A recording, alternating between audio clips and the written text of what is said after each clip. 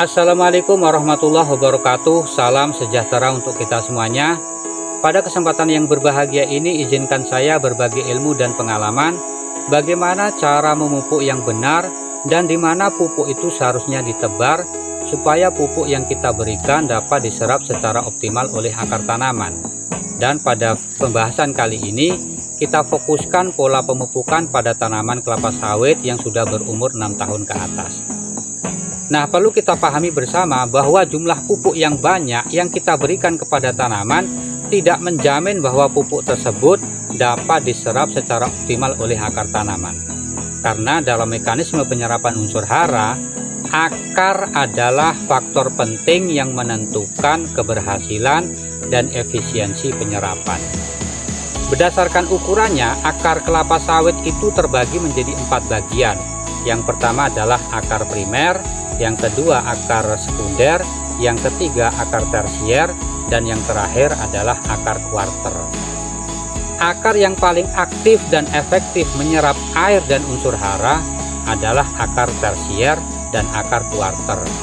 Nah, pada tanaman kelapa sawit yang sudah berumur 6 tahun ke atas, di mana perakaran itu sudah sempurna dan berada di mana-mana, dan kanopi tanaman atau pelepas sawit itu sudah saling bersinggungan antara tanaman yang satu dengan yang lain, maka menurut penelitian yang saya baca, akar tersier dan akar kuarter ini lebih banyak dijumpai dari titik tanam ini 1,5 meter ke arah luar.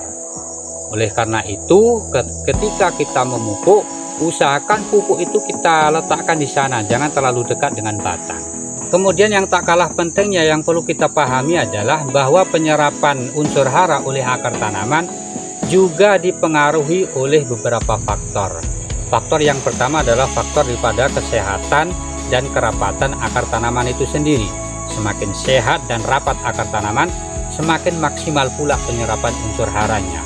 Kemudian faktor kedua yang mempengaruhi penyerapan unsur hara oleh akar tanaman adalah faktor lingkungan, seperti keberadaan gulma. Oleh karena itu, sebelum kita memupuk, kita lakukan dulu pengendalian gulma, khususnya gulma-gulma yang berada di piringan kelapa sawit, supaya ketika kita memupuk, pupuk itu tidak menjadi rebutan dengan gulma yang ada.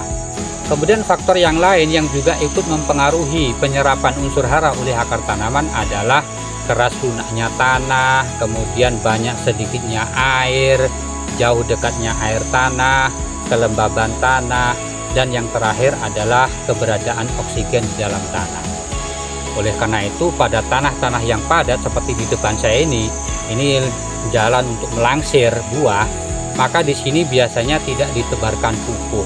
Karena tanah yang padat itu adalah tanah yang banyak kehilangan ruang untuk menampung oksigen. Nah, tanpa oksigen, akar tanaman tidak dapat berfungsi dengan baik dan tidak dapat menyerap air dan unsur hara.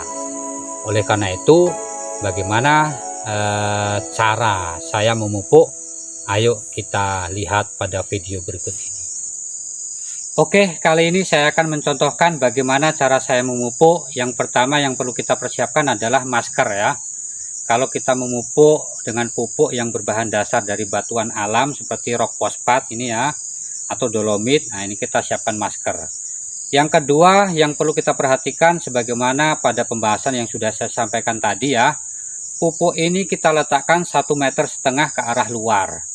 Kemudian yang ketiga, untuk jalan panen ini kalau saya tidak saya kasih pupuk karena di situ tanahnya sudah padat.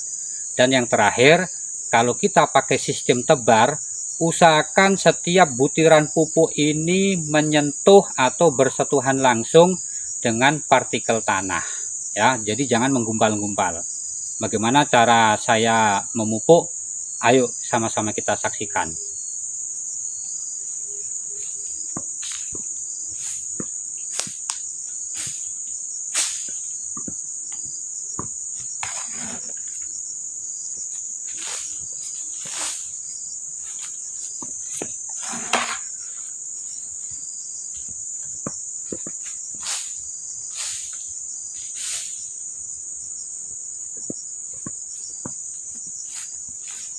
Nah, barangkali itu saja yang dapat saya sampaikan dan saya contohkan pada video kali ini. Mudah-mudahan bermanfaat. Terima kasih bagi yang sudah menonton, dan jika ada kekurangan atau kesalahan, saya mohon maaf yang sebesar-besarnya. Dan saya akhiri, salam petani kelapa sawit Indonesia.